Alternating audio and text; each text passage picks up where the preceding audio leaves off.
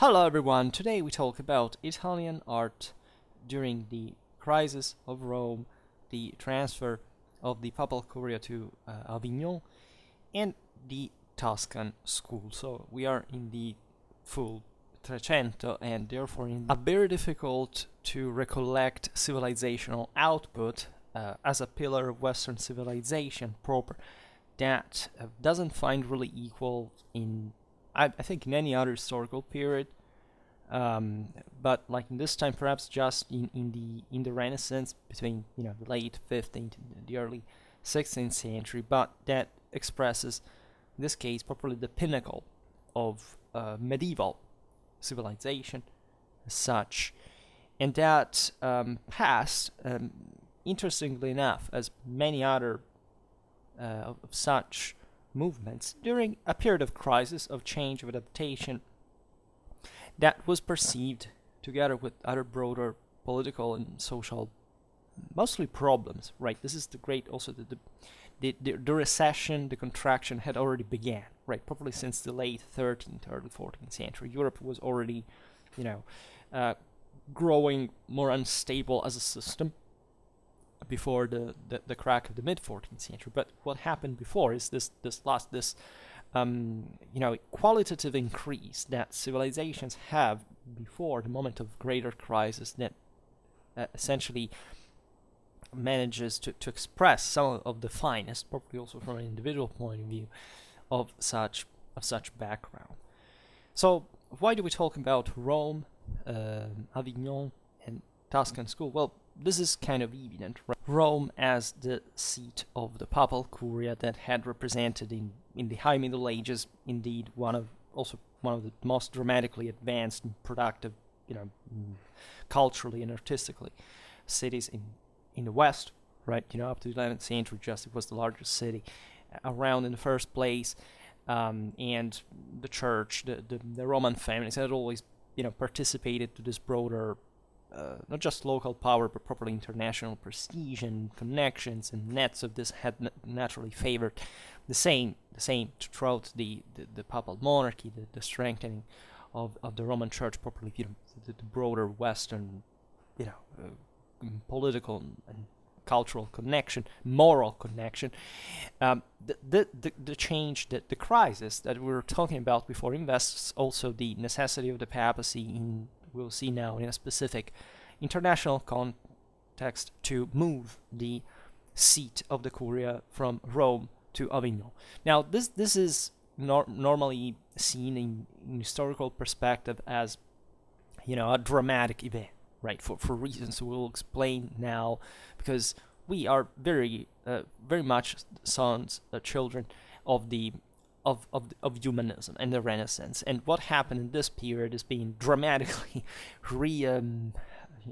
elaborated in mostly elitistic and pessimistic and dramatized version of what substantially occurred.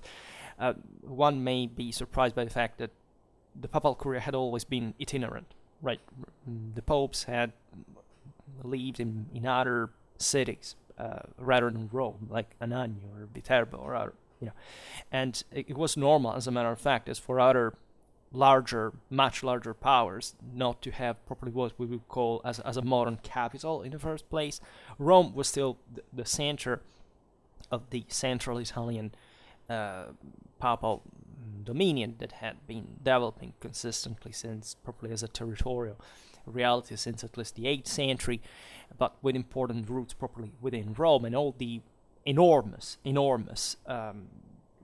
properly legacy from an all cultural point of view, that the city in itself, right, as a center infrastructurally, the monuments, the art, the churches, the international traffic, the pilgrimage, as we have seen, had always maintained, and that therefore suffered, however, of the transfer of the seat, of the papal seat, to something that was not just some tens of kilometers away, but to literally another country. And so this naturally was negative for the city. That, as we will see now, also transformed, if you want, in artistic terms, having to adapt, also essentially with some transfers of artists to other centers, mostly connected, in fact, to the papal Angevin axis, the papal French axis, that it's all one with Avignon, Rome, and Naples. And that's, essentially the axis of the largest force in Europe at that point. And that is also part of the reason why this change wasn't so dramatic. And of course, at the end of the 14th century, the Curia would come back to Rome for reasons we will see in completely different videos. Today we talk about art, right? And so the impact of this big international shift on specifically on Italian artistry, that at this point was at the top of European culture, and more specifically in this regard, of the primacy of the Tuscan school, especially Florence, Siena. And we will have to talk about other cities too at some point, because in the north too there was a very intense development, but we can't cover everything in one shot. So today we focus mostly on this 2 or 3 environments, considering, besides Rome and Tuscany, however, also Avignon, that was as such a new important center, and a pretty significant one in mostly for political reasons, but that had to host, as we will see now, that this big deal of a community of cardinals, of individuals who were enormously powerful, were enormously mecenatic in nature, and that the city was not really prepared for, because this was somewhat a smaller center that was suddenly transformed into, if you want, the center of at least of the papacy, but in many ways also of Europe by certain standards. It's notorious that Boniface VIII, the Pope that took the initiative to call the first Jubilee, was also the last Pope to reside in Rome, before the Avignonese transfer. And so this also has to be explained in the danger and in the word likeness, if you want, of the Roman environment per se, because of the excessive power of the great families, namely the Colonna, the Orsini, and their of their claims, their competition for the papal throne. And Rome was a large center after all. Yes, it had something like 30,000 inhabitants, right? But the important of this, it was not particularly large, especially by other Italian standards, but it still was not developed in a centralized fashion, right? Because the papacy had fundamentally grown in the stead of a true communal government that the Romans had up to the 12th century. At some point they expelled the Pope. As well, it was the reason of the first Romfahrt of Frederick I in the peninsula. But the papal signory had eventually choked the development of a more structured government. So the city was ruled effectively by these great noble families that had naturally estates all over the Roman countryside and controlled, were lords of other towns, etc. And it was just infrastructurally a very difficult city to control. Factually, it was the papal forces were not enough to control the entire city, right? Just like in other Italian cities, there were always factional struggles, violence, etc. But properly fortification, something. Modern Rome is essentially ancient and modern, right? In outlook, there was a medieval city that we can't see much of now, except from some of these aspects. Say some fortresses. Think about the Militia's Tower. If you look at the Forum of Trajan, essentially it's up right. You see there, it's a massive structure. It was used as also the Colosseum was used as a fortification. I mean, the place was really a very thick net of defenses that were used by the people, because the people was still there as a force, sometimes opposed to one of the barons, you were saying. And struggles, combats, etc. Consider that the broader situation, especially before the arrival of Henry VII. So the once again the beginning of the German imperial expeditions in the peninsula and the struggle between Guelphs and Ghibellines had made the Pope realize it would be better to move somewhere safer, in a sense, and that Italy, in this regard, given the tumultuous nature of itself and the centrality still of these struggles, could not quite provide. And at this point, the papacy, as we were saying before, was allied essentially with the French monarchy, which brought naturally to an increase of French influence on the same Curia. In fact, it was Clement V, a French man himself, he had already been Archbishop of Bordeaux, that decided, after many hesitations, frankly, because there were different parties in this decision, etc., to leave Rome. So in 1309, he chose this little provincial city that was Angevin property, Avignon, right, to transfer the seat of the papacy in there. And this transfer had epochal consequences, indeed. Right, it is important in the broader balance of European policy. It was not immediately perceived as for example, for the long one that would have been effectively, almost 1 century, so the perspective there was mostly the idea of some kind of political change based on where the center had to stand, which was an important deal, but this wouldn't alter. Because of the broader international balance, there were so many other dynamics that were to alter the picture that this one seemed legitimately just a smaller one in a way.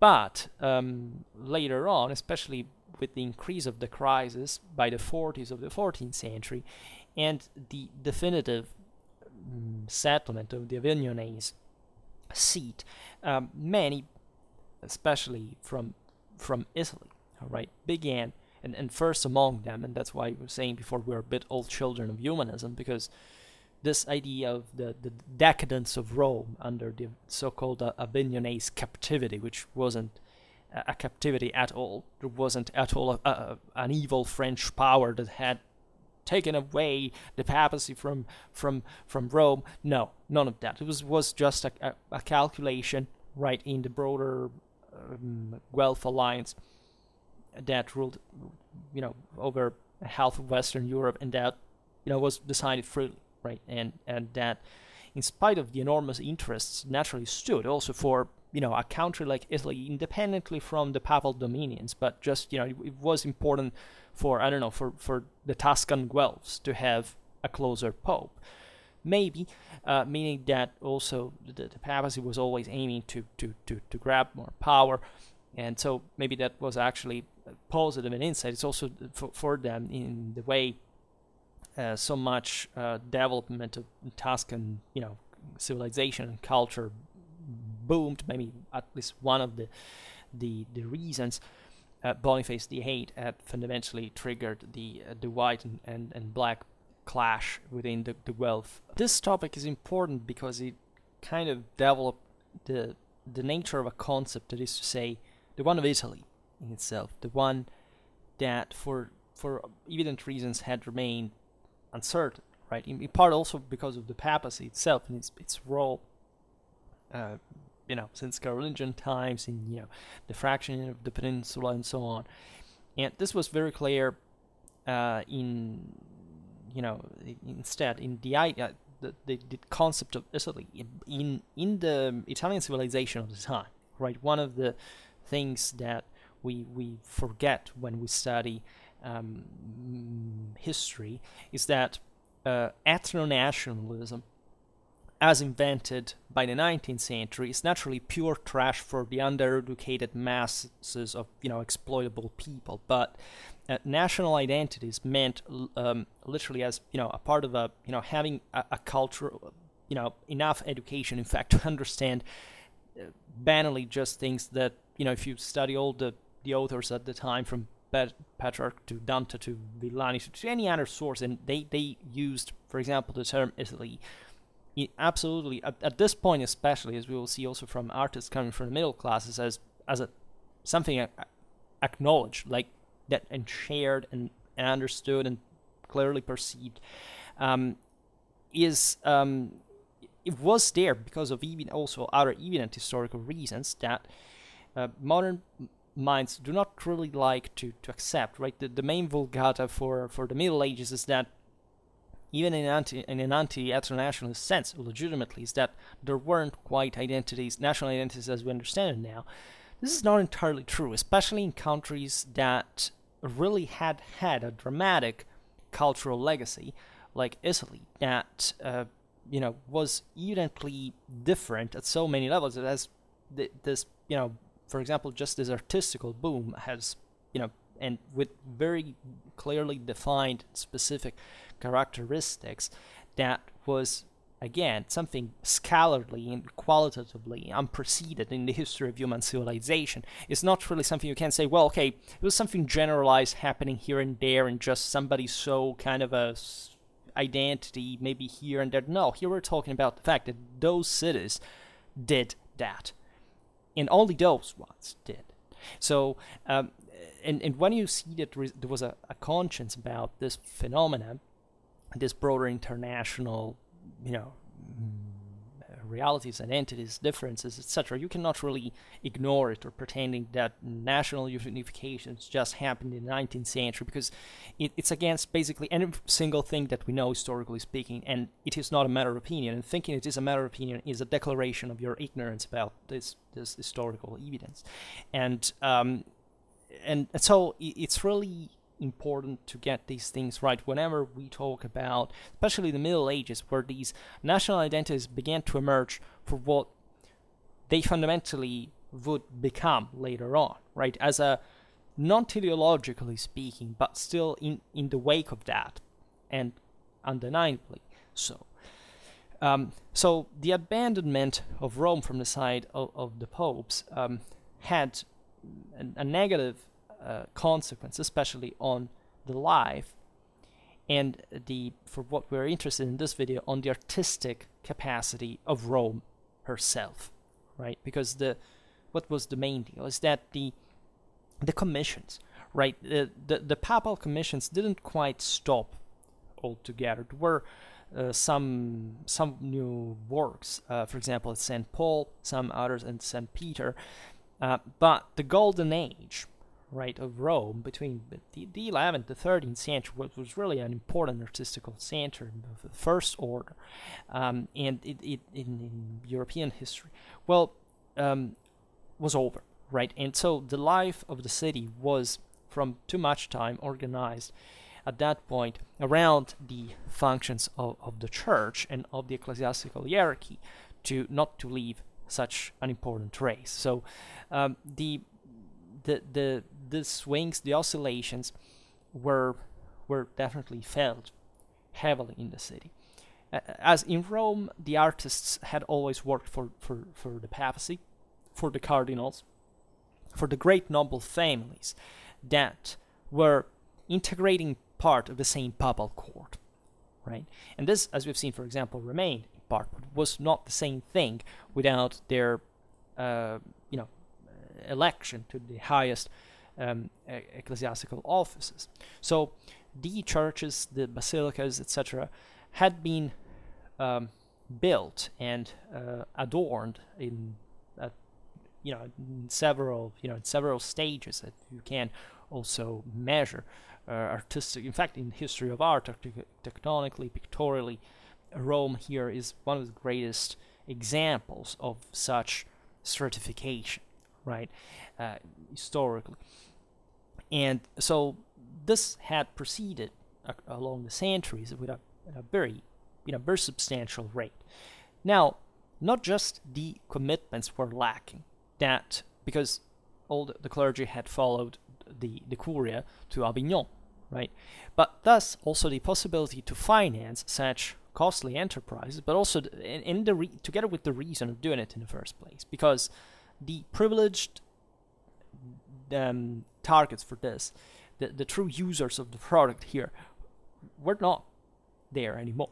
There was no way, obviously, for example, to found another Rome, right, and another stratum of power to transform it, in the city of the popes, for example, in a commune with a truly a free communal life. As we were saying before, Rome had actually an important tradition as one of the largest cities in the West in the previous centuries, and there was still some government, some institutions, some corporations cooperating with the barons, etc.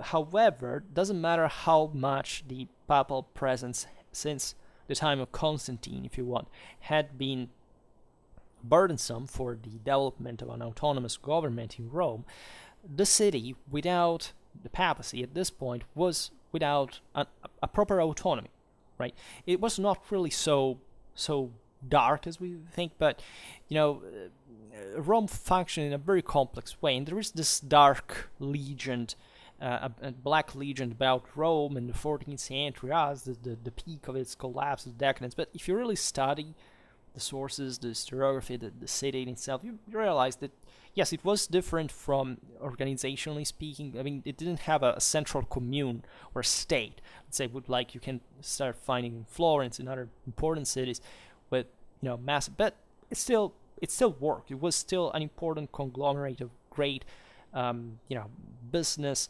productive activities, important also political power on the countryside, right? The Romans launched periodically some campaigns to subdue various towns around.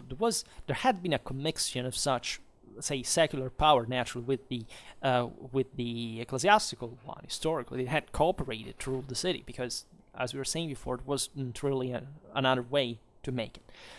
But the picture of the Roma Vidua, so the Rome widow, as it's personified in Latin in some manuscripts, so a crying and shawled woman that tears her clothes apart while the Pope on horseback runs away from her is quite of a model there, a topos. So all this to explain how much prejudice there has actually been also, and worldwide, right? Italy has always suffered a bit of this idea that it was, the land, of the plots of this kind of almost Byzantine policy of the courts, the assassinations, conspiracies, instability. There is a dark legion there. This was developed consistently, especially after the Reformation. Of course, the Southern European countries, as Catholics, were somewhat devoid of some specific moral virtues. Always the criticism going in parallel naturally to the Church of Rome itself. The Church historically is very different, and but the same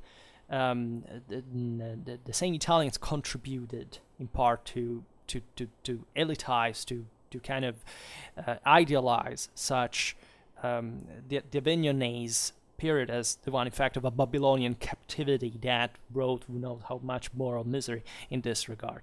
The 14th century is a very fascinating period that, as I've explained countless times, especially also talking about other phenomena connected to Italian warfare. For example, recently we made that video on the rise of the free companies, etc., is yet to be studied well. That is, there's not been a comprehensive effort to understand this period in a more objective and especially properly. We haven't educated people in the world to learn how to think. I mean, here we have failed to educate people even in elementary schooling. So you can't really have dramatic a dramatic understanding, nor of the Middle Ages as such in the first place, that all suffers in general of such, dark stigma, nor such a moment like. But this is something that recurred historically. Think even about Liutprand of Cremona, describing all the history of Marozio, the pornocracy, all these things that lived on up to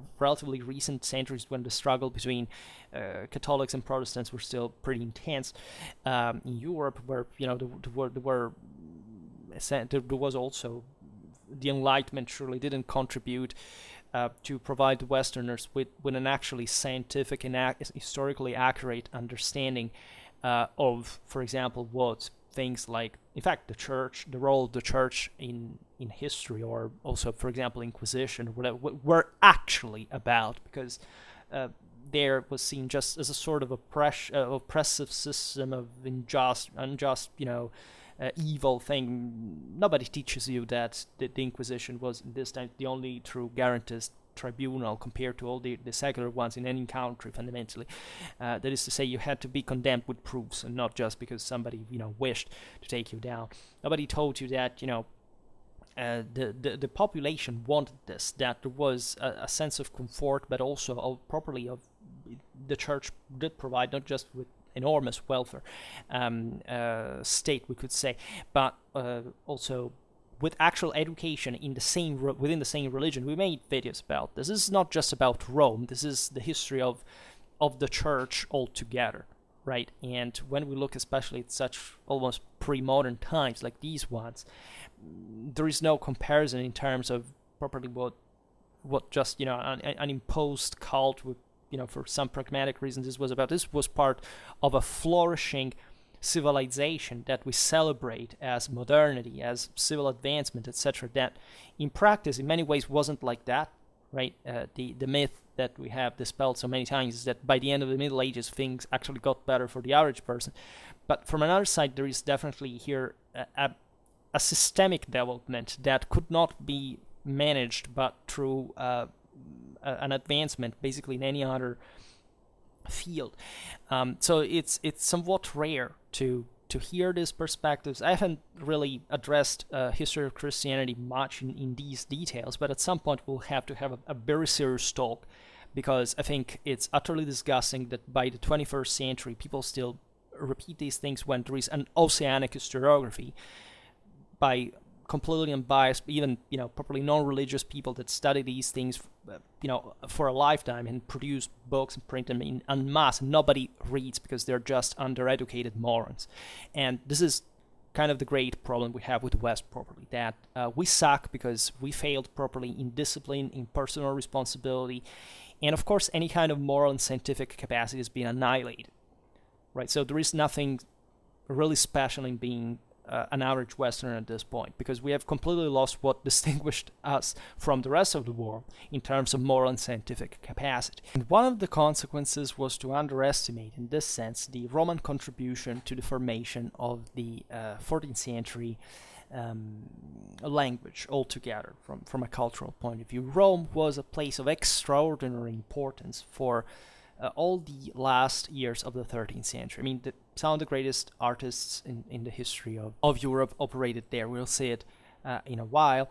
But the departure of the papacy essentially brought to the failure in the collection of such enormous contribution later on, right? Because as we've seen, the structure to employ it there, at least, disappeared.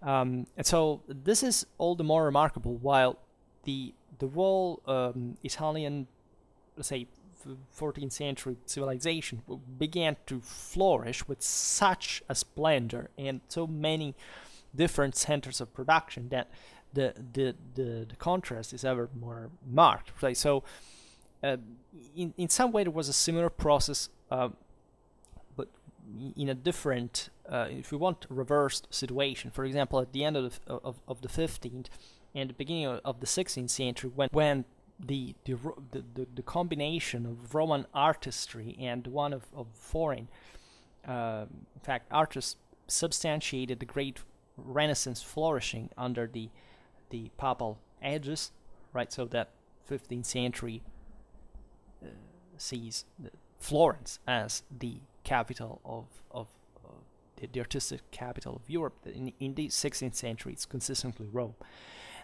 And so, at least in the first part of the century, especially.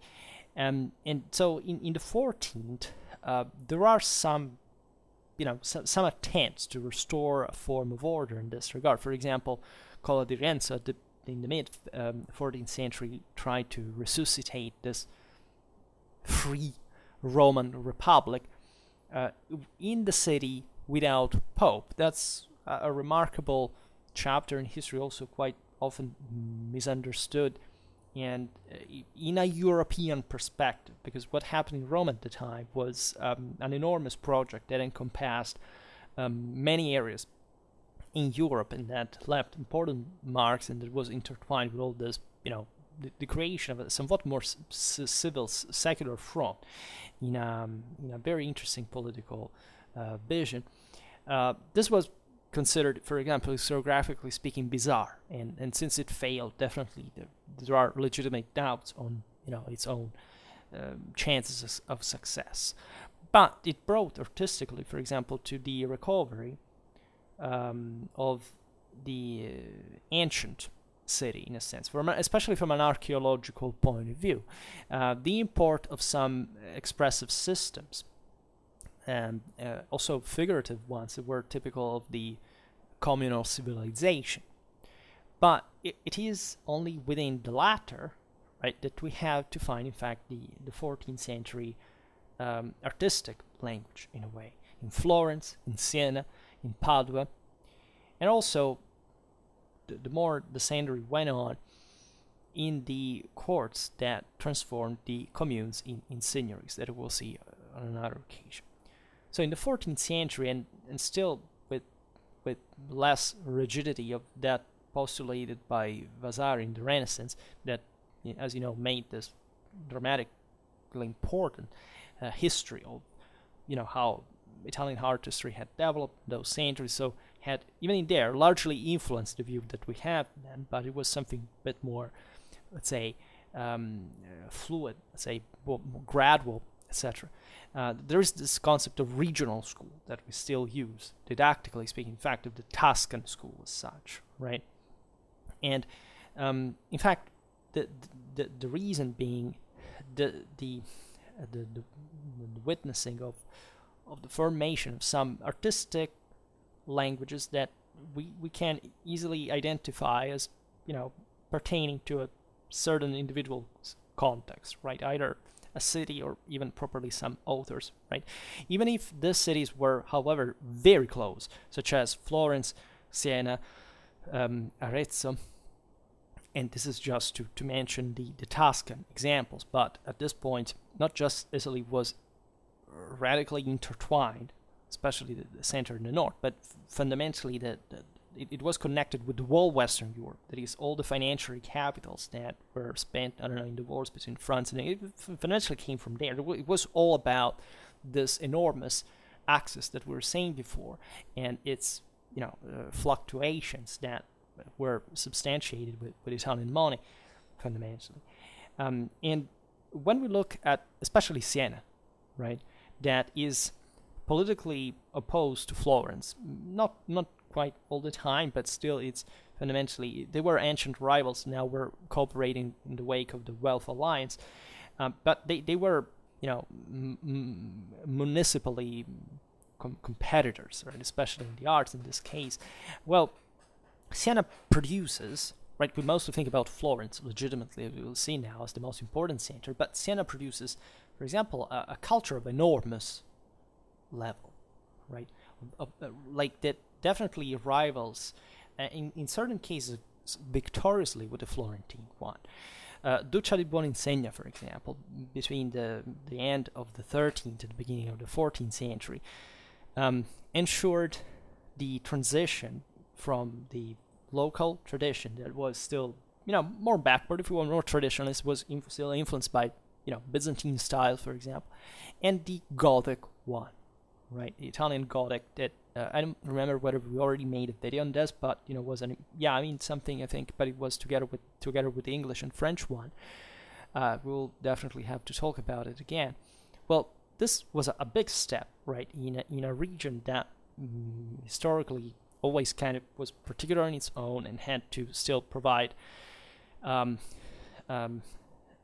answer, the integration of some Gothic elements in an otherwise different situation.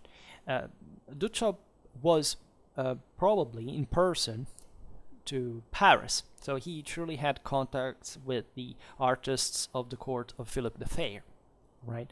Italians were all over the places. They did mostly in Flanders, England, France, were mostly as bankers, but also as this essentially artists or mercenaries and so on. So they, it was an habitual environment where to draw, and the certainly Duccio was appreciated very much in the same Florence. It was to him, in fact, still in 1285, that was given the task to depict the great panel of so-called Madonna Rucellai, so the Virgin of, in this case, the Rucellai family, for the Dominican Church of Santa Maria Novella in the heart of Florence. And this is very important because before, given that sense that everything was born in Florence specifically, had brought to the attribution of the Madonna Rucellai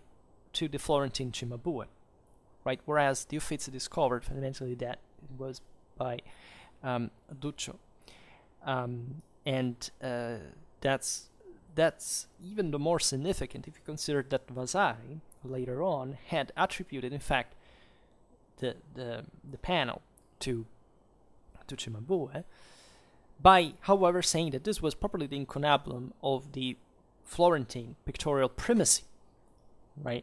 So he basically declared at this point that this was started by a Sienese. And so this reconstruction of the origins of Tuscan painting. So as you understand, things are always more complex than what you see. And especially when you have such close,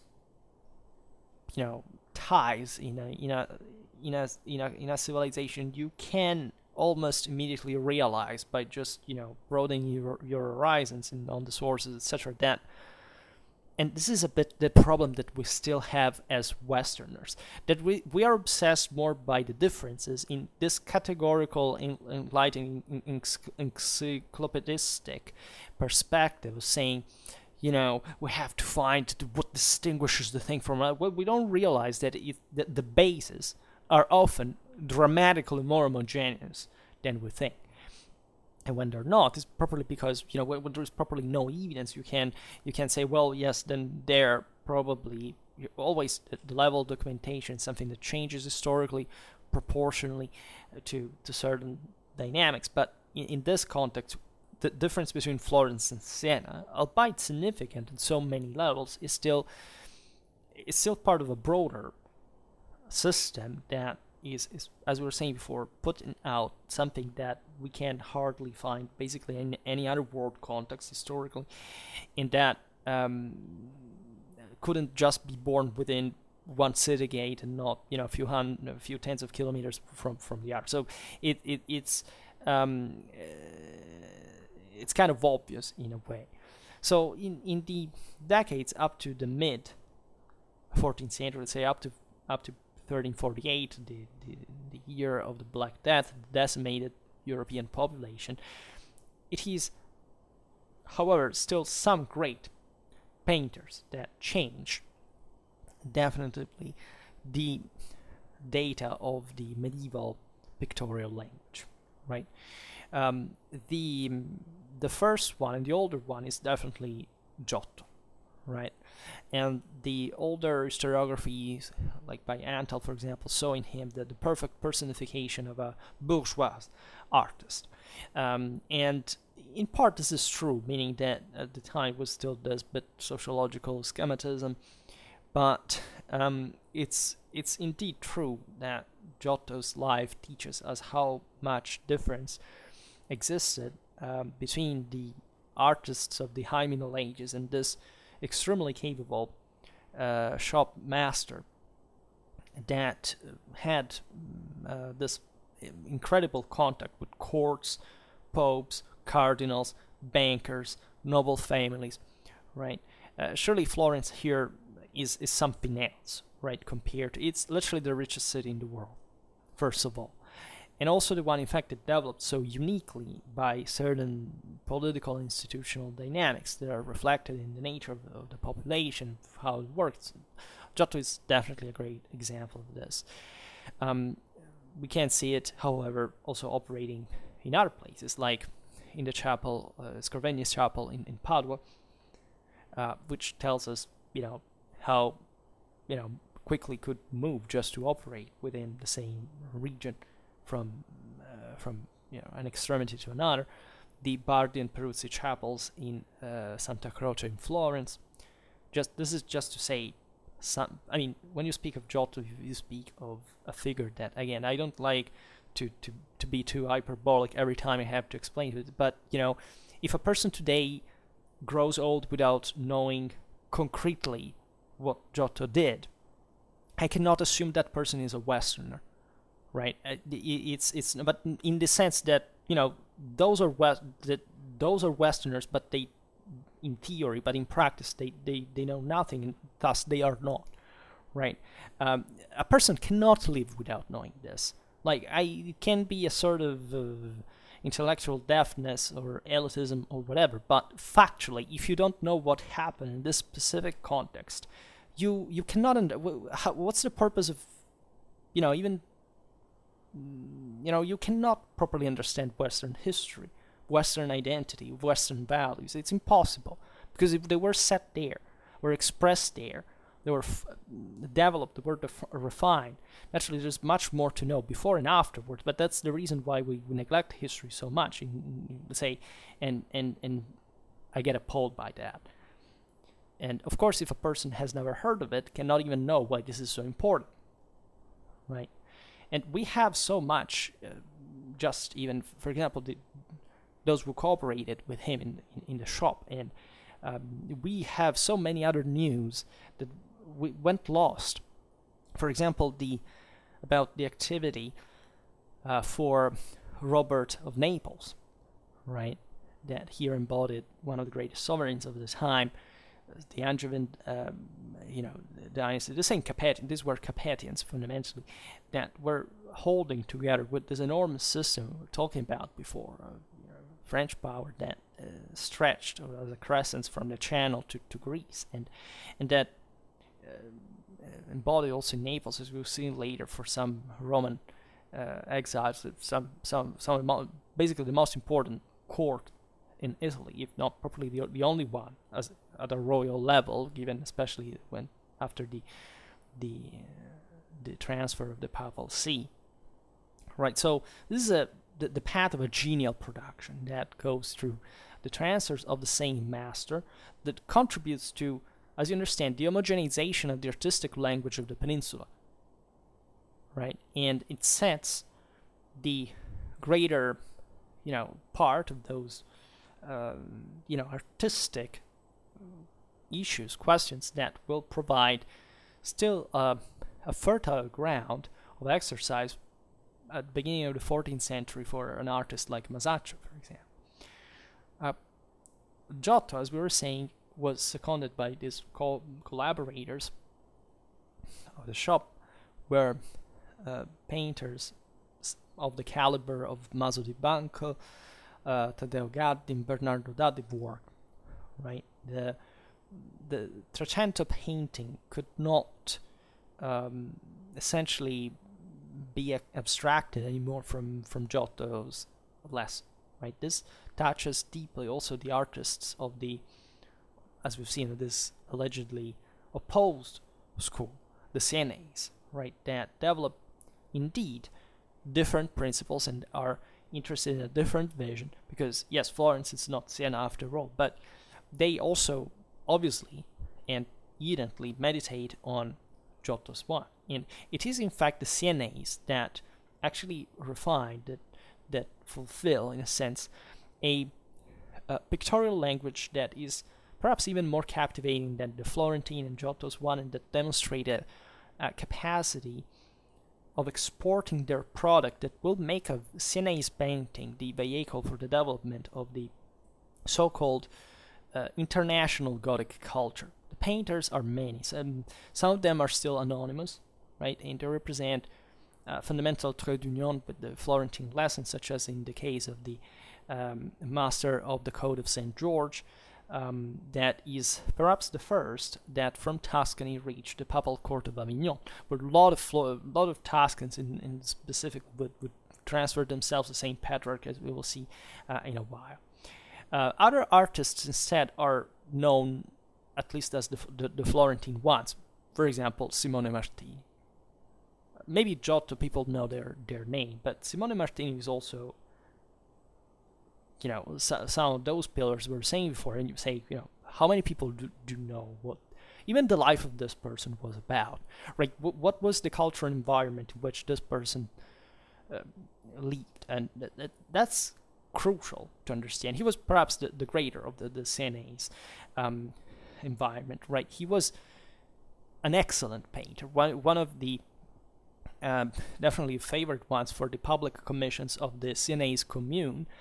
In fact, in its city, he will fresco the great Maestà della Vergine, canceling once for all the Byzantine compositive and iconographic systems, and making of his painting a courtly representation, essentially, in which the Virgin is a great dame at the center of the angels and saints reunited, gathering around her as courtesans and dignitaries, right? Also, properly the image of a new time, of a new model of power, and in a free commune, by the way, right? So, reflect on the scholar capacity of these polities by themselves. So the change in taste is extraordinary, but also because it happens at a very short distance in time from the realization of a similar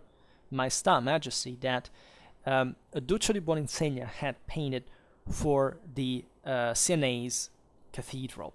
And the latter, in 1311, was panel painting on golden background and with a group of scenes closely related to Byzantine iconography, and that of Simone Martini in 1315, as we have described it. So Simone's career, similarly to Giotto's one, didn't know, say, limits within the communal borders. Like immediately after the Maestà, he frescoed the chapel, the chapel of Saint Martin in the lower Basilica of Assisi.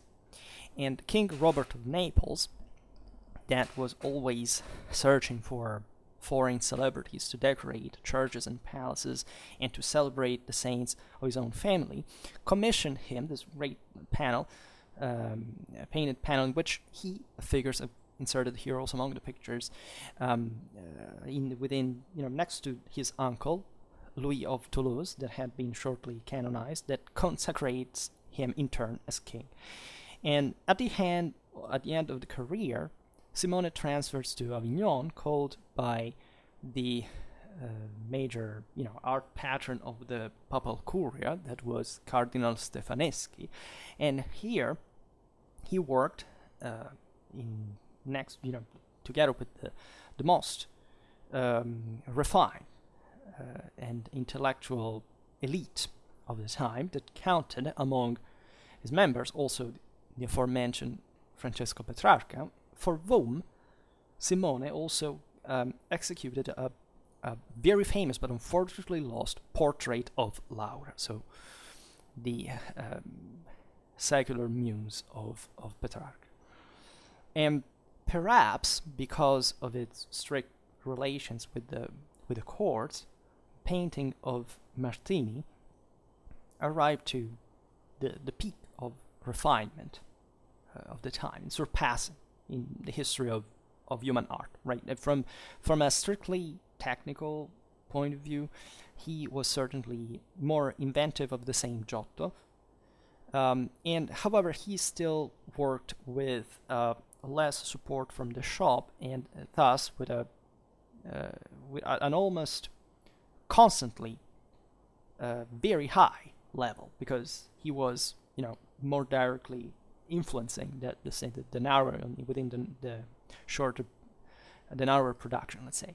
And analyzing some of his paintings impresses us mostly for the technical solutions that seem quite futuristic, right? For example, in St. Martin's Chapel in Assisi, the embroidery of the cover that lays on the bed of the sleeping saint, that is white as linen cover, as a matter of fact, that are relieved, right? White on white, as in the Umbrian handicraft embroidery, as a matter of fact, that still exists to this day.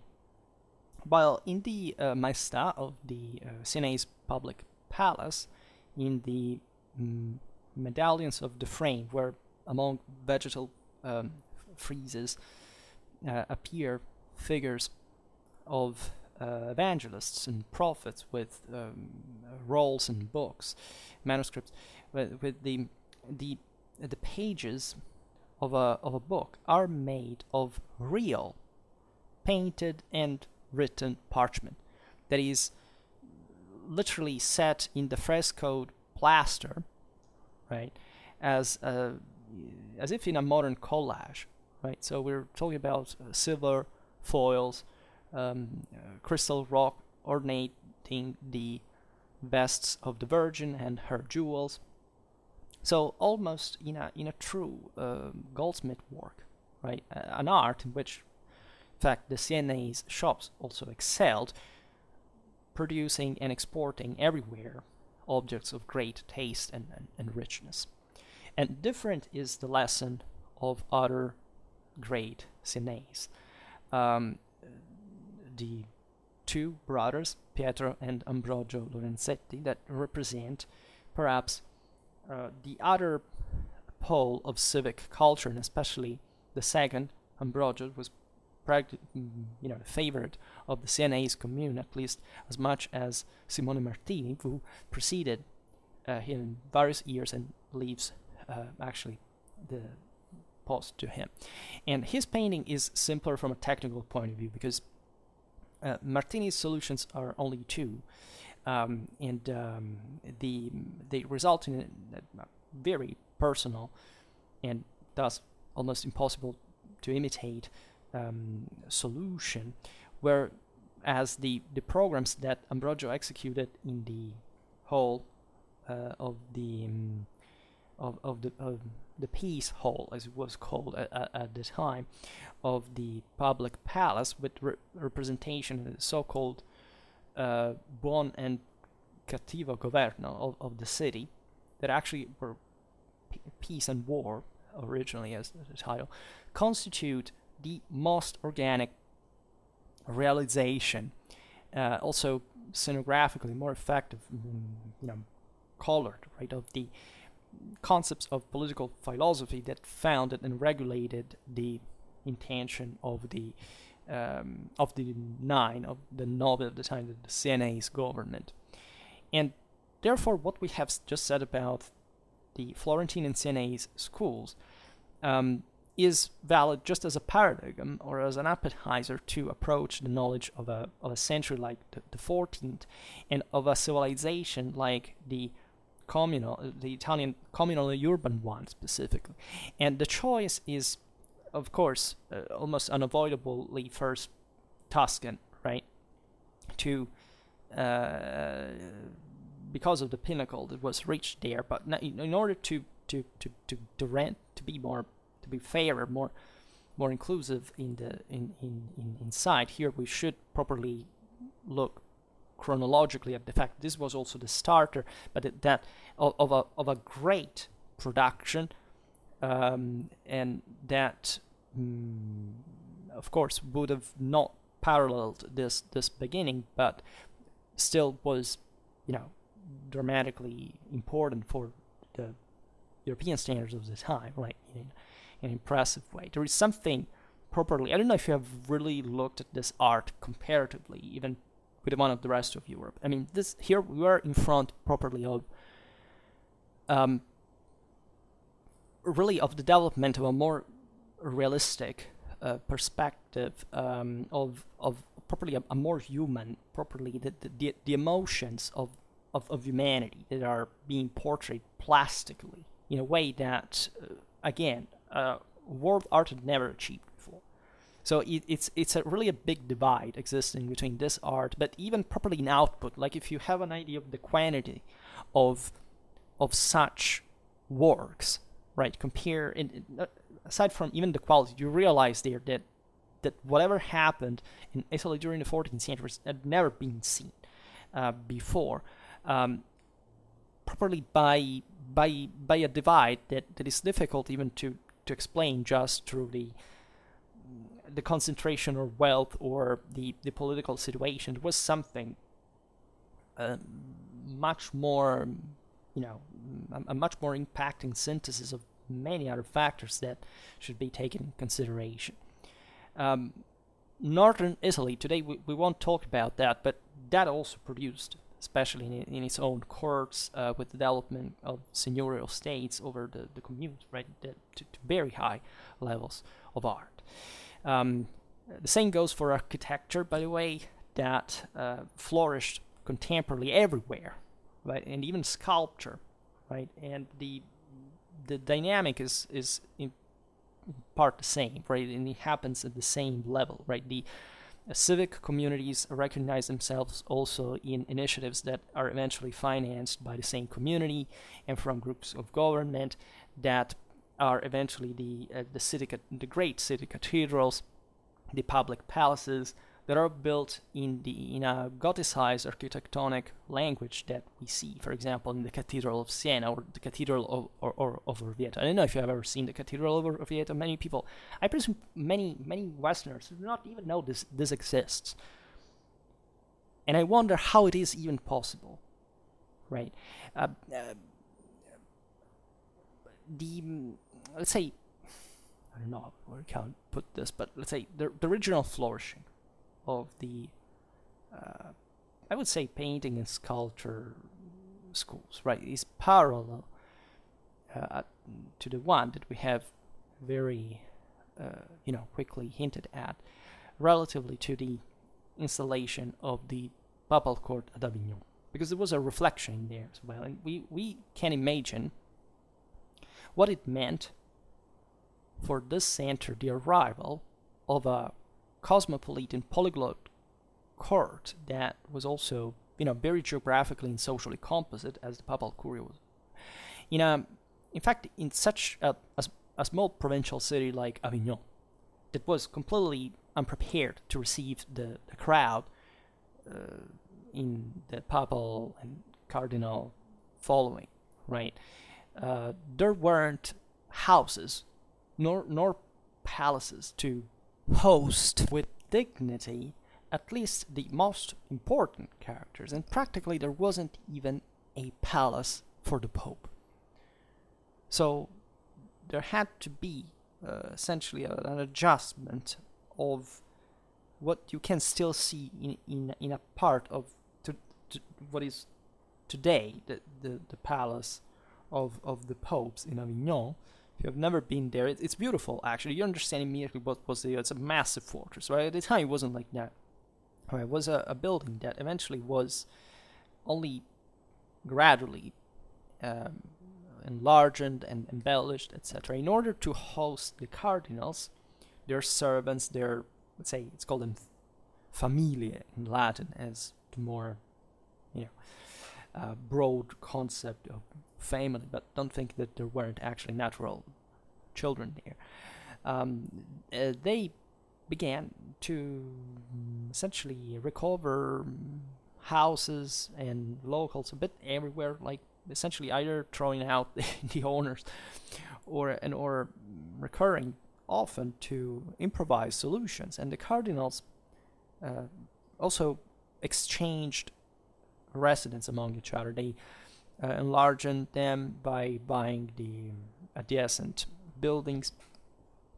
And if you visit the Papal Palace in Avignon, you can see some frescoed decoration that survived, that witness de facto a certain, if you want, superficiality and interest of the image of the owner, because what you see there has hardly any ecclesiastical point, right? There were friezes with scenes of hunt or courtly stories, or even simple vegetal and geometric decorations, right? That surely are effective. I mean, they're beautiful to see, but they're not particularly deep or provided this great imagination, right? And what emerges from this that you can see from these livrets, as they were called, so basically it means consigned, right? It indicating the residences occupied by the cardinals, tells us of essentially a completely secular society, right? Because the fragments frescoed with religious themes are very few, right? This is a completely mundane reality, and as if the new inhabitants of such residences were knights in search of fortune and not princes of the church. And the same thing can be seen, in fact, in the Papal Palace as well, and where the halls that preserve the older decorations are painted with lay subjects, scenes en plein air, gardens, fishing, hunting, that do not really seem to be, conceived to host the Pope in person. And there is, however, a new element in it. There is a naturalism, perhaps a bit manieristic, but still real, nevertheless, and certainly new compared to the, weighing average of the Roman decorations that are ultra, rich, right? And even if, in fact, in of Rome, we know just the decorative culture of the religious buildings, and not the one, for example, of the Roman cardinal residences. So we don't know whether there was a Roman influence in this or something similar. However, strangely, in Avignon, a few Roman painters went in this. The great masters that had formed themselves at the end of the 13th century had worked for the last Roman popes, from Nicholas IV to Boniface VIII, had taken different roads, right? And this is fascinating because you have Avignon that, if you want, is not really a center on its own, because, France, the northern France, Paris in itself was a center. I've been seeing Duccio had gone there, etc. There was a flourishing reality and culture.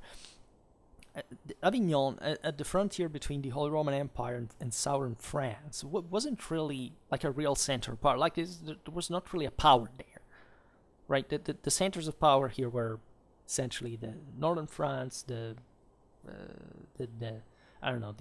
Iberian monarchies, the various princely German houses, the Italian communes, Naples, such, England. Those were the major, at least in the West, proper, narrowly meant, centers individually, right? Avignon, as we've seen, was chosen in part also because it was relatively, albeit well placed in a center, but still not really, bothering someone else in the process, because of course kings didn't want the Pope next door telling them what to do. There had already been problems with this, with Boniface VIII. Yes, at this point the popes were mostly French, but this doesn't actually mean that they were making a French policy. This is the illusion of, again, of an ethnonationalistic historiography that sees, okay, since now all the popes were French, it means, the French had stolen the papacy from the Italian. It's never been like that. The papacy had always been kind of international, and these French cardinals, and of course there were different factions, but the French popes weren't actually making a French policy. They were making a papal policy, and papal policy was allied with the French, but they weren't really the same thing. They had different interests, and by the way, mostly pursued in Italy, and not really in a sense as a proxy for the Kingdom of France, right? This was done properly for the the papacy and the enormous amount of money, that was spent. In the first half of the 20s of the 14th century, the papal armies against Milan spent something like more than 1 million florins, right? And just for that, and if you count the wall expenses, there's something astronomical. And that tells you how independent from a city like even Avignon or even the same Rome, in a way, papal power already was, right? And that the transfer to Avignon, in a sense, embodied, because evidently the Curia could do without even Rome at some point. And as we were saying at the beginning, this wasn't really that strange after Rome, as the popes often resided outside of Rome, even before. If we look at this Roman artists, some really big ones that reflect how advanced Rome was by the moment the popes left, they all took different paths. Jacopo Torriti, for example, was the elderly one was either already dead or at least too old to change place, but a name like Pietro Cavallini, again, have you ever heard of Pietro Cavallini? Here, you see, we're not talking about an obscure individual in a secondary, but here we're talking, again, these are the pillars of medieval art. This is a giant. This is the great names of, again, the centers of the time. Again, how much do Europeans or Westerns broadly meant study history of art? In this regard, not saying, look at that painting, I like it. No, properly understanding why that painting was made at that time, with that way, in which symbol it had, and who did this, and from which background. I was seeing the other day, I already made a significant number of history of art videos, even if I didn't really mean it, because in fact these are mostly history of art videos. That is to say, yes, we talk about art, but as an excuse to essentially look at the background of that art. That is effectively the most important thing. That is to say, again, the context of it, without which you can't quite understand much. Well, Cavallini, that is an extraordinary talent, has this, very almost still Byzantine-like influence, etc. Well, he went south. He went to the court of King Robert of Anjou, the great Mecenas king, as we've seen, that during his long reign embodied properly an era, right? All this phase of, if you want, a crisis before the definitive crack in the mid-14th century, so 1308, 1342, made of Naples perhaps the most important court in Italy at that point. Again, as we were saying before, this was a kingdom, right? It wasn't like a city-state. So Naples was the center of the Angevin court, and as such, it had a great weight. It's just that we're less documented from Naples, about Naples, than we are about, instead, the communes of the north that overly and overwhelmingly documented themselves in a way that had never been seen in historiographical production in the world. And so this, you understand the scale of these things? Like, you think that I'm exaggerating I'm not exaggerating. This is literally it. These things in the world had never yet been seen in any civilization. Any. Right? The output qualitatively per individual and also quantitatively all together in the system in terms of money, capitals, and has never been seen historically before. Never. Right? And after the crisis, it will never be seen in up to a certain point, at least until the Renaissance, by a certain standard, but still with a very different society that was literally nurturing that. But this was largely spontaneous, right? But during the crisis, yes, they were searching for somebody, for an employer, but in practice, they had learned the craft by themselves, because it was already their own community that required that level of development. And a Roman master, perhaps surely not the most important, Filippo Rossuti, was had emigrated, let's say at least for a while in France. But this happened still in the first years of the 14th century, and it doesn't seem that he reached Avignon. There is some reflection of Roman taste, for example, in the Avignonese decorative apparatus, as we were saying before, that, however, do not shift this major evidence. That is to say that the popes once abandoned Rome, and the constrictivity of its environment, where this speaks naturally also for the force that the same city had retained on its own, were probably being fascinated by a very different series of different attractions. Let's say we're talking about English, Spanish painters, right, and especially, as we were saying before, also the Sienese courtly taste. So for all the last phase of what was used being called with the definition of the Avignonese exile or captivity that is naturally partisan, he was a Viterbo-based painter. So Viterbo is a town north of Rome. It was actually quite important. It was almost the same size of Rome at the time, and kind of rivalry, we were saying. But that was very influenced by Siena, that is in fact in the north, not very far either. It was Matteo Giovannetti, right, to become the favorite painter of the Avignonese court, and to carry out the majority of the the commission, the papal commissions in the palace of Avignon and in the close Chartreuse that is across the Rhone, if I'm not wrong. It's just north of the city. I think today it's encompassed by the modern Avignon, but it was still, just a bit distant. And these are beautiful frescoes, right? And that are unitly Sienese based.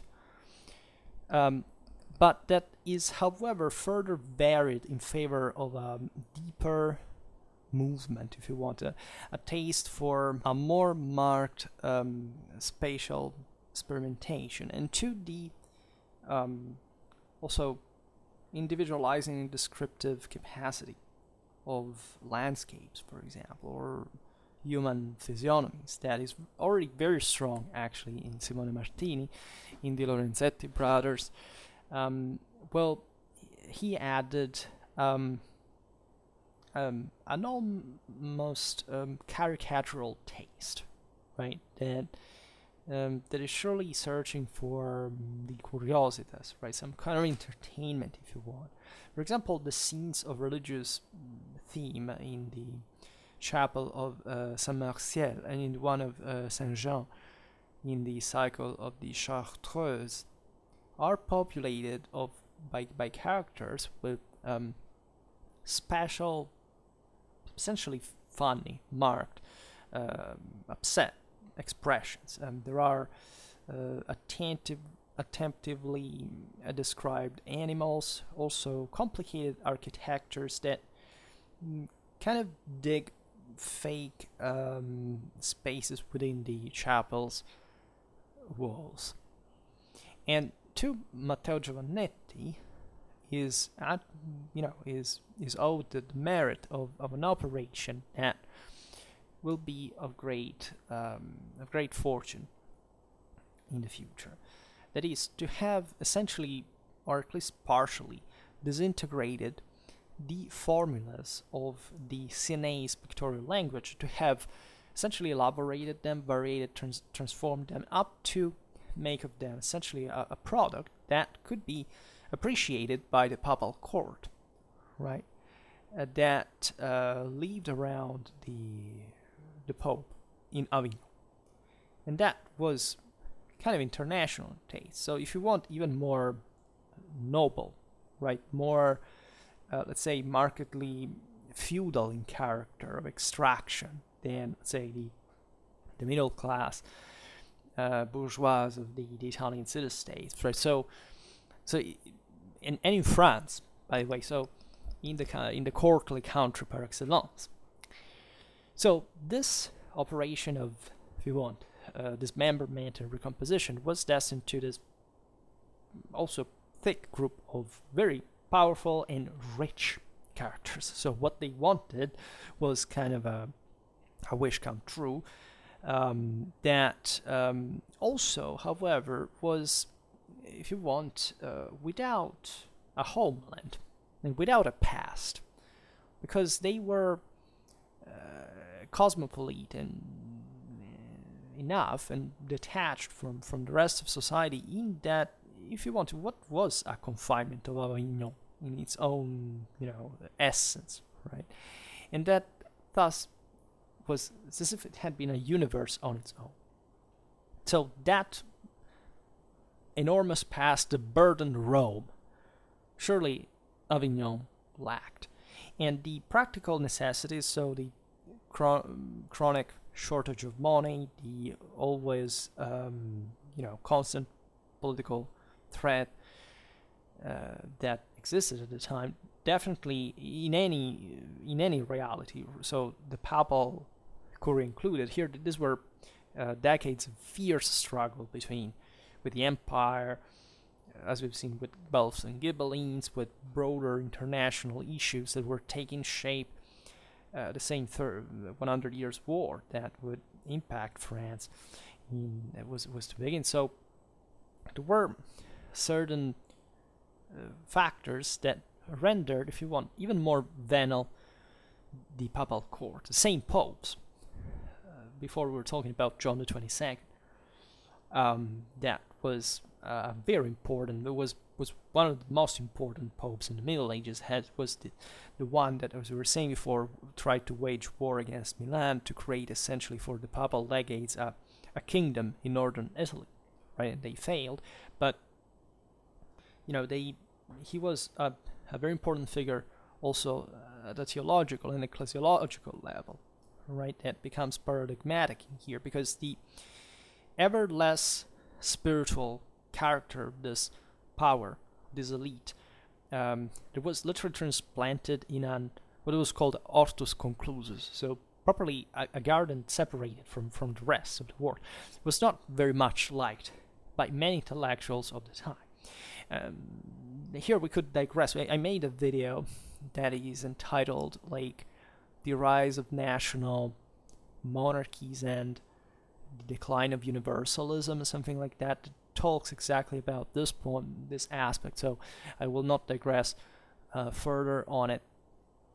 But it was obvious that for medieval standards, doesn't matter how modern and secular they were becoming, and surely an environment like the Italian communal one had pioneered this modernity. You can argue that the cradle of modern Europe was Florence herself, because of that political reflection and civic culture and republican feeling and so on.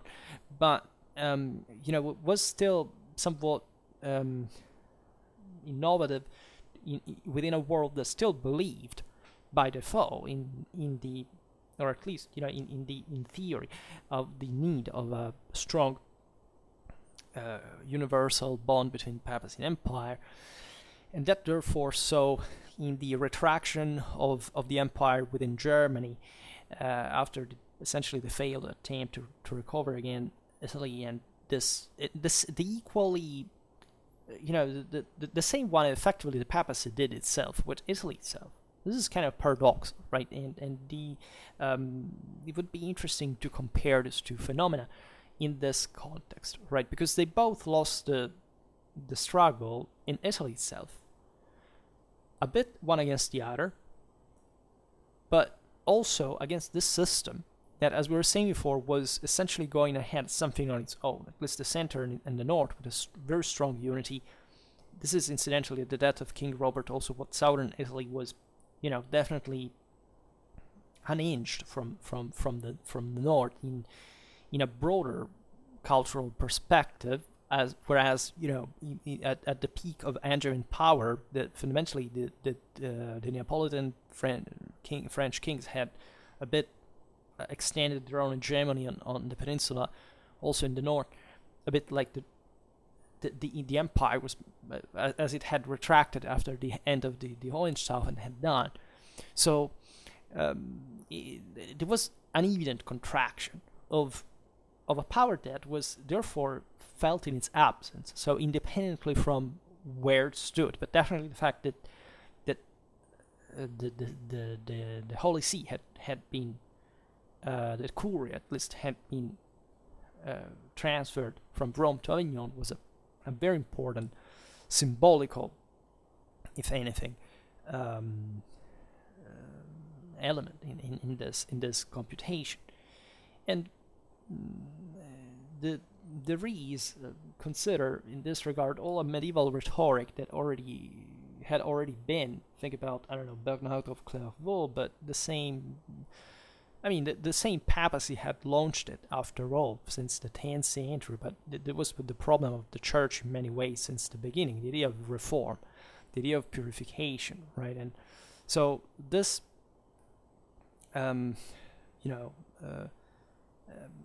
came back echoing when Bernard of Clairvaux said, that Rome was a spelunkaltron, to stress the corruption of public office, etc., in a historical period in which all these societies were radically, completely, and unavoidably corrupt.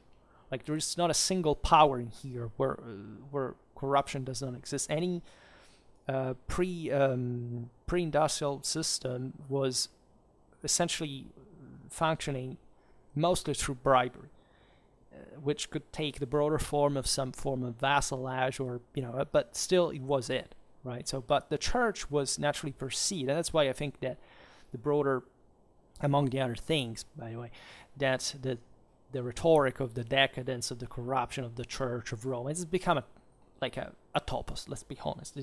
Historically speaking, it wasn't particularly evident compared to other realities. But this was the church, so everybody could feel the same, saying, given that this presence was somewhat pervasive at all levels of politics and society all over Europe, there was already at this point an attempt to essentially autonomize at least the ecclesiastical administration. This had happened within the French policy alliance already. I mean, Philip the Fair had tried to basically say that he was the new emperor as a French king, though, so that at least he could fundamentally govern his own church in France. And even though France was not to become a Protestant country, they barely did during the War of Religions at the end of the 16th, beginning of the 17th century, but remained Catholic. But we all know it was a Gallican church, so that it was properly was some national character to it. So it the contraction of the same powers, the bitter criticism coming from also the empire that was at this point the shadow of itself, but still, for example, even here, paying certain great Italian thinkers, such as Marsilio from Padua, that was at the court of Louis the Fourth of Wittelsbach. So basically, the guy who basically just arrived in Italy, grabbed imperial crown, came back straight to Germany. He was the best of all these guys because he didn't waste time in it, just did it, but decided to unhinge Germany, the imperial crowning essentially from papal consent in a way, right? Things were never to be over in that regard for centuries to come, but still it was it was based on the radical premise that fundamentally also this places were the hubs of some important juridical ideas, such as the one of Marsilio of Padua, that fundamentally said that any kind of ecclesiastical property was illegal. Right, and this is powerful because it's that radical and unattainable as it gets. But even the same Florence at some point postulated towards the end of the 14th century, even though internationally this was never valid, that in theory the commune was completely free from any other power on earth. So this was just a claim, actually emerging in the temper of the Florentine political culture and all this legacy. But also, in the 13th century, nobody would have factually claimed anything like this. none of the Italians that fought, for example, against the Swabians ever thought that, by fighting against the emperor, they were denying imperial power or papal power. The war was just made like that, and it was needed. It was an opportunity for all involved. So these are interesting reflections also for our own days, but we'll leave them partly aside. So there is, of course, a paradigmatic reference to Francesco Petrarca, right? Because he was the perfect man in this figure, because he was an Aretine. He was a Tuscan. He was actually Florentine, but he was born in Arezzo because his father had been exiled actually as a white wealth from Florence, just as Dante, right?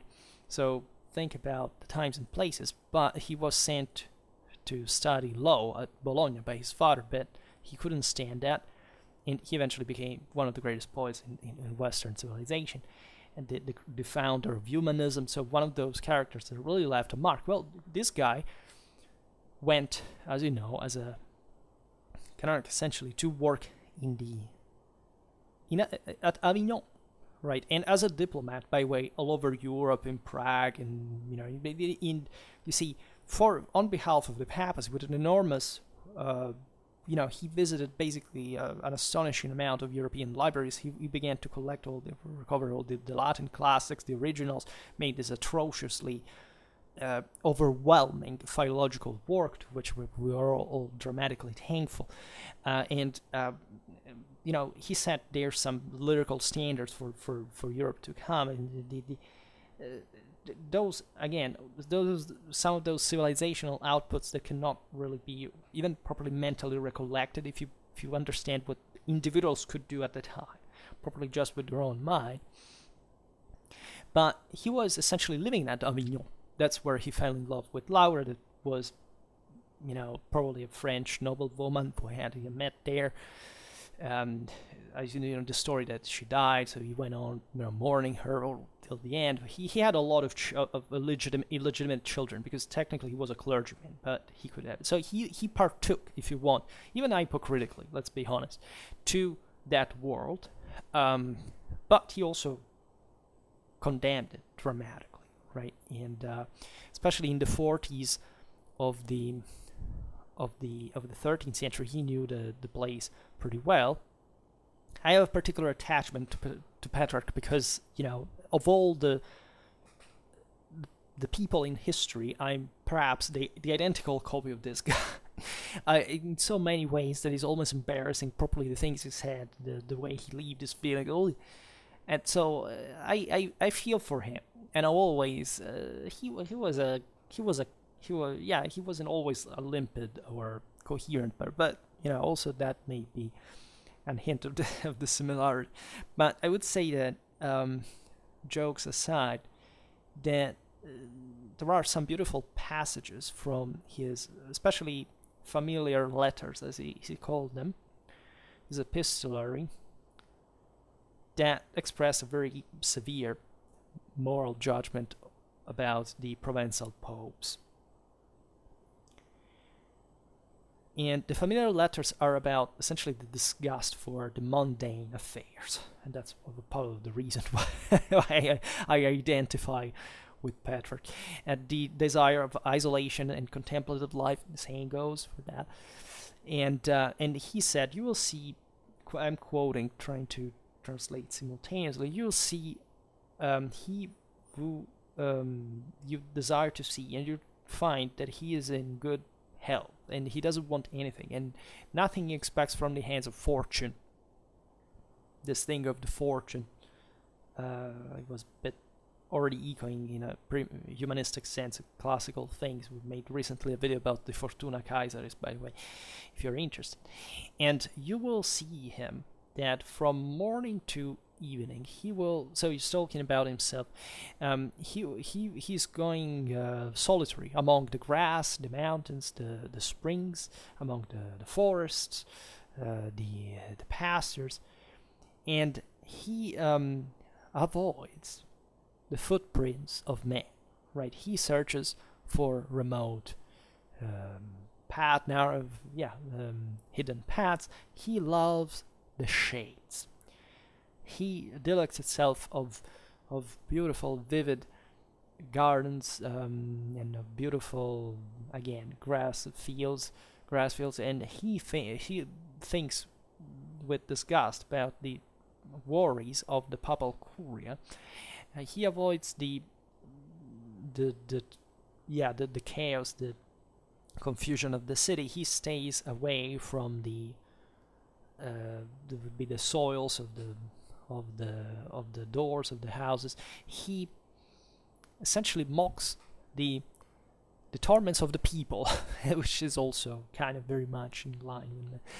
And he prefers to remain in between happiness and sadness. He is free for entire days and entire nights. He rejoices the friendship of the muses, of the singing of the birds, of the murmuring of the nymphs, the company of a few serfs, and of many books. So it's a retirement, and consider that this is pretty much in line with so many other artistic, cultural styles at the time, right? The idea that, especially after the Black Death, it was a contraction of the world. You wanted to be retired in this kind of luxus slash otium, let's say,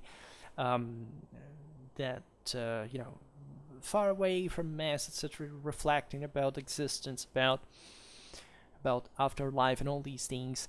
So it's an inward, an introverted reflection on existence altogether, and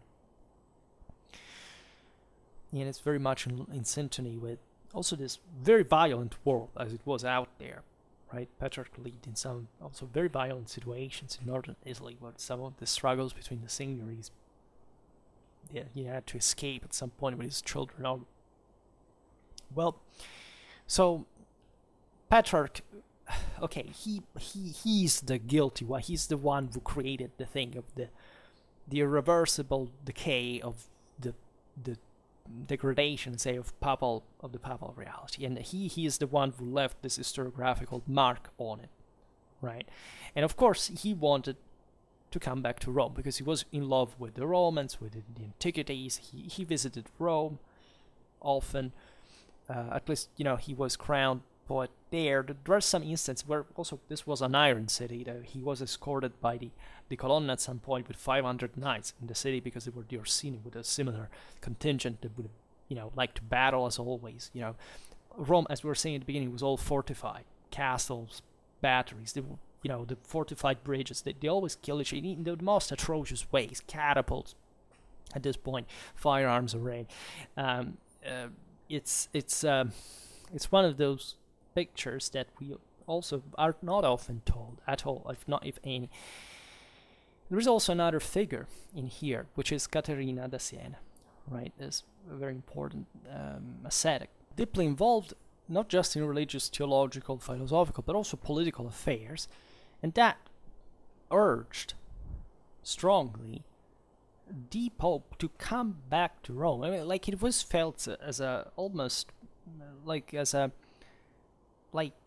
vehemently, right? Built mostly by Petrarch, but also felt in by these other figures as a base, essentially, for an Italian intellectual patriotism. So, right, the image of Rome without Pope is taken by Petrarch and put in contraposition to the frivolous picture of Avignon in this way. Quote, "In your absence, but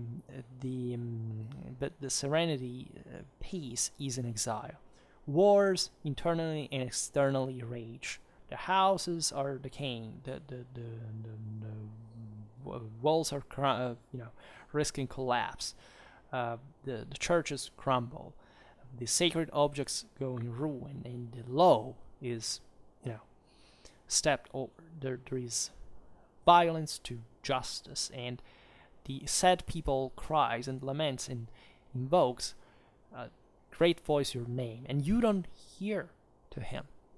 He's talking to the Pope to properly, and the queen of the city will always be a widow. With which spirit can you sleep under the rich ceilings on the Rhone banks, while the Lateran is in ruin and the mother of all churches, devoid of roof, is open to the winds and the rains, and the holy temples of Peter and Paul shake, and that was once the apostles' church is in ruin and a sort of amorphous pile of stones. So again, these are, as you understand, elitisms, etc. Naturally, if we had lived in the 14th century, we would have somewhat agreed by the 21st century standards that life was not this great much in general.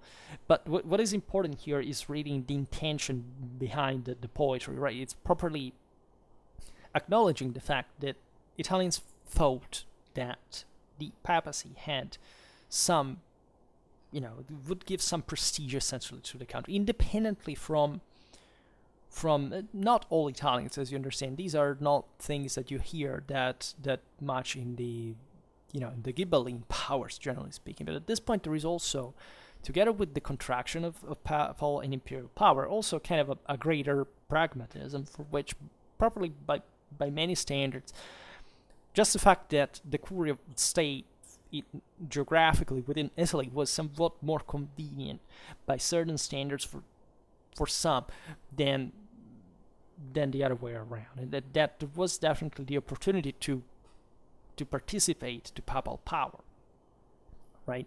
And eventually, as we know, the papal court came back to Rome at the end of the 14th century, and problems didn't finish there, but they had never ended. Like in this world, politics was always to essentially wipe out one power or the other. It was a, think about this, the schism of the Great Schism, right? That so properly the two halves of Europe counterposed, right? Depending on very complex dynamics, we'll make a video about that. They're not so obvious. Here there is not such a thing like an opposition to the church or not. It is properly different.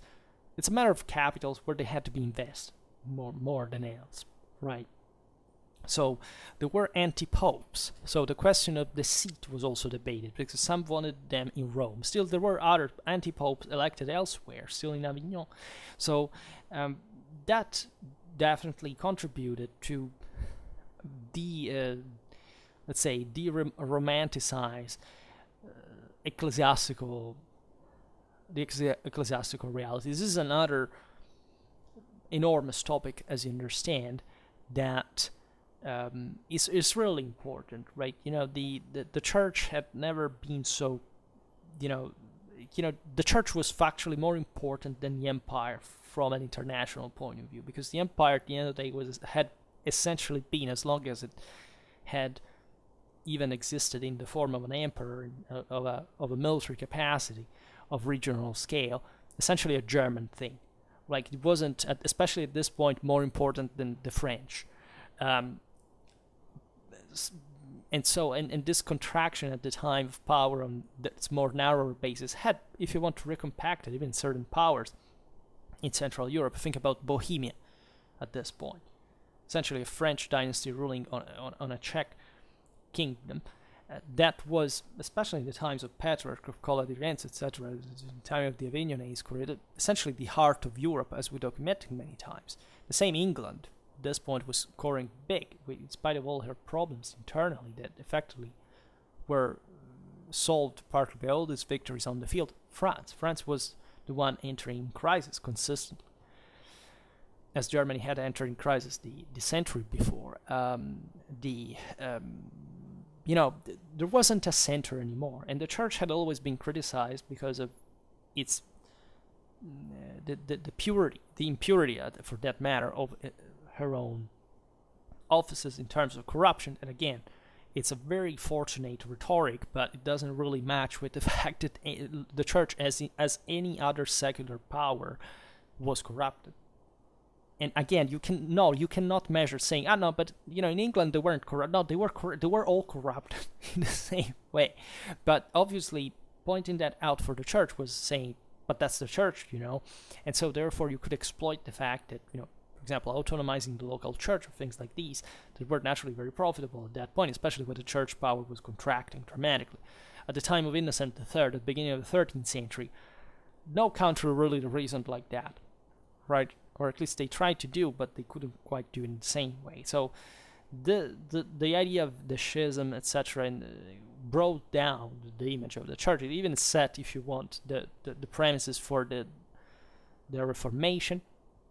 That is, however, yet another, let's say, event that was not to deterministically happen, because the schism in Europe could be, the Lutheran one could actually be recomposed up to a certain point. So there were all the premises for it. But again, like in most things, if not all things in history, it was not to happen forcefully at all, right? But surely, and you know how important the church remained historically, right? Up to the 18th century, even then, it's always remained one of those presences you can't really quite do as if they didn't exist. And the issue, you can argue that it's the 20th century changed everything in many ways. But these are completely different topics now. We can't digress on the already long video. The deal being, however, that only with Martin V at the beginning of the 15th century, that not surprisingly was not a French, but a colonna, and thus representative of the ancient traditional Roman oligarchy, would definitively install the Roman seat. So this brought, as you know, essentially the papacy to remain always in Rome for good. And the again, this video was not to describe all the reasons why this happened in the first place, all right? Because we really have to even start talking about them for real.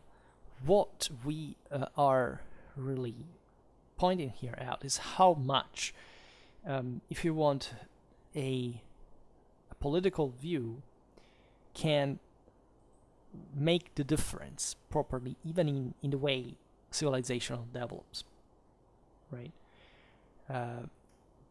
And how strongly this can literally channel some, forces rather towards somewhere else, right? At some point, and this is important not just for us to remember, but also to realize how much we owe to such changes, what we have today as a cultural legacy. And today we spoke about art a bit, but as you understand, this extends, as we were saying before, to the context of it. And again, that's one of those things that you really cannot do without if you want to pretend to know history. Right? One thing is learning the name of this or that artist because he made cool stuff you can share on, if you're particularly historically biased on Instagram or whatever. That surely is not particularly about such things on a regular basis. Another thing is to pick a book or 10 books or 100 books in your life and deciding to factually learn why the world is the way it is, and not, let's say, guessing and or pretending that this is, your opinion without any information to determine, right, and to settle.